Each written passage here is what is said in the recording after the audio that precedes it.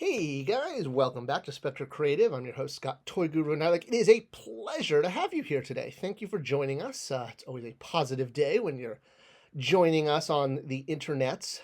I want to talk today about continuity. Continuity in comic books, in movies, and why it's a problem. I know, you're like, what? Wait, we're toy, movie, pop culture nerds. We like continuity. We thrive on catching inconsistencies and Easter eggs and all of that jazz. So why am I putting out the proposal that continuity is the biggest problem in, call it, nerddom, geekdom, whatever you want to call it? All right, so let me explain why. Let's look at an example of franchises that don't have strong continuity versus ones that do. All right, let's start with the strong continuity, right? All right, something like, say, Star Wars, right? So everything counts. Everything that happens in the theatrical releases or the Disney Plus shows have consequences. Take something like, I'm going to spoiler alert for Andor, all right? Turn this video off now if you haven't finished watching Andor. So they do a great job of connecting Andor to both the original trilogy, episode 4, as well as Rebels, as well as, other things that take place sort of in that pre-Battle of Yavin time.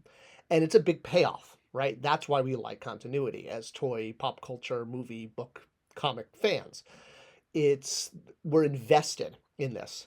The New 52 at DC, that's the distinguished competition on the other side of town.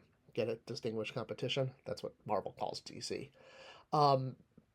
So it's a payoff for us. We're invested. Like I said, with the New 52, when DC started that, they wiped out, at first, 30, 40 years of continuity of, people following along with everything from bodies in refrigerators to mullets to, Wonder Woman snapping somebody's neck. All of that suddenly didn't happen anymore, and now they're starting over, and that's insulting to fans. That's why the New 52 kind of didn't work, because of the expectation on investment with continuity. But what if we take a step back and say there's no continuity? How does that work? Let's look at two really good examples: Indiana Jones and James Bond. Now I know what you're saying, like, wait a minute, there's continuity. They reference the previous films. There's a picture of Willie on Indiana Jones's desk in Crystal Skull. Okay, yeah, little nods, Easter eggs, absolutely. But one of the core things about both the James Bond and Indiana Jones franchises is they're standalone films. I mean, yes, like I said, there's references. Sometimes in James Bond, Q might reference something that he gave Bond in a previous film. Or sometimes there's homages, like, when Halle Berry wore the same bathing suit as a previous Bond girl. But those are just little nods. Those, you didn't need to have seen that previous Bond film to, enjoy Halle Berry in a bikini.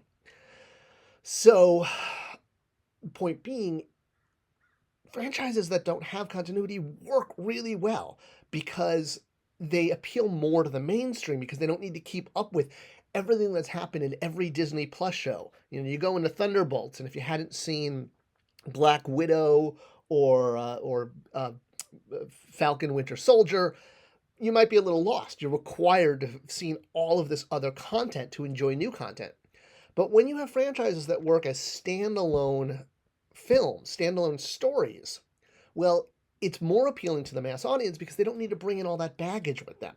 They can just come in and say, I'm going to enjoy a fun movie about a guy in a fedora or with a bow tie and a red flower on his lapel. Actually, Indiana Jones dressed like that too, didn't he, in Temple of Doom? That's because it was an homage. All right. But yeah, that's the point, is we're so bogged down now in like 40, 50 years, especially in comic books, of continuity.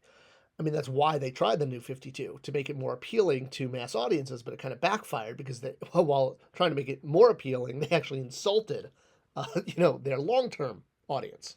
So that's kind of, to bring this full circle, what if Star Wars and Marvel, which are two of the most, call it, continuity dug-in franchises, where everything counts, what if they just made movies? What if there was just an Iron Man movie that was just, Iron Man going on an adventure and doing something?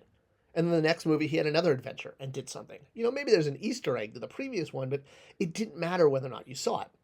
we're now living in this time where you have to see everything in order to enjoy new content. And I think that's one of the big problems is, one, there's burnout, but two, you're also dealing with the fact that most people in this country don't watch all of this material and go to these movies. If you look at something like, say, $100,000 movie, well, do the math, and there's really not that many people going to see it, compared to the 325 million people we have in this country. The vast majority of this country is not going to see Marvel films and is not going to see Star Wars films. It's actually a very small slice. We're just very vocal and visual, online and in pop culture and all of that. So it gives the impression that there's a lot more people invested in these properties, compared to the population as a whole. So what am I trying to get at? I would love to see, these continuity dug in properties, Marvel, Star Trek, Star Wars, DC, just make movies that are just one-offs and, just have an adventure. It doesn't have to be tied into everything that's ever happened before. I would just love to see, leave your brain at the door. Spider-Man fights a villain and wins in the end. Indiana Jones and James Bond don't really have character development. They have a little bit, obviously, Indiana Jones worked out his, daddy issues in Last Crusade and, his being a father issues in Crystal Skull, see the parallel there. But really, the Indiana Jones or James Bond in the beginning of any one of their films is more or less the same guy at the end. There's not, this character development where suddenly, they go from, A to B and have a hero's journey. That's not what these properties are about. They're just leave your brain at the door, have some popcorn, and enjoy a fun adventure. And I think that Hollywood, especially in comic books, have just gotten so deep in continuity that they're now unapproachable by a new audience. And that's really the conclusion here, is that we've gotten to a point in pop culture where our beloved properties are so just entwined and deep in continuity and storylines that they've become unaccessible to the mass audience, which is why I think going back to, like the 1930s, where they had serials, which is what inspired Star Wars and Indiana Jones. And, they were all standalone, Flash Gordon saves the universe, unrelated to, the next Flash Gordon serial. They were just all standalone. All you had to know was who the character was and where he, existed. And that was it. So much less you have to bring with you into that experience. And that's what I think one of the biggest problems is, especially with comic books, because we're just, we've never lived in a time in society where we had 50 years of stories about one character. There's one story about Gilgamesh. There's 56, Sherlock Holmes short stories. But we live in a world of unlimited Spider-Man and Superman and Batman and Iron Man comic books that are just going to go on forever, to the point that it almost becomes unbelievable that a character could have this many adventures. So I'd love to go back to just top line character, adventure. We're done. Kiss the girl, call it, get the MacGuffin and save the world.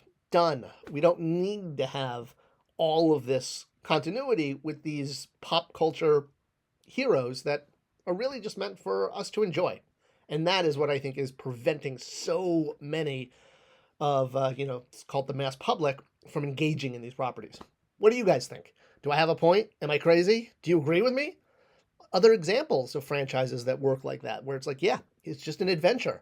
You don't need to have seen the previous ones. Police Academy, there's another great example. You don't need to have seen Mission to Moscow to enjoy Citizens on Patrol. They're just goofy police officers doing goofy things. And, man, if we could get back to that, I think we would see a lot more engagement with the properties that we love. Anyway, it is great to have you here. Thank you again. The best way to support this channel, as always, is sharing these videos. And if you want to stop by Amazon and check out The Nile Quest, on sale now, a novel about the adventures of Speke and Burton in Central Africa in the 1850s. It's like real life Indiana Jones adventure. And you don't need to bring anything in with you. It's a one-time story. See, there you go. All right, thanks for watching and sharing. I'll see you guys in the next video.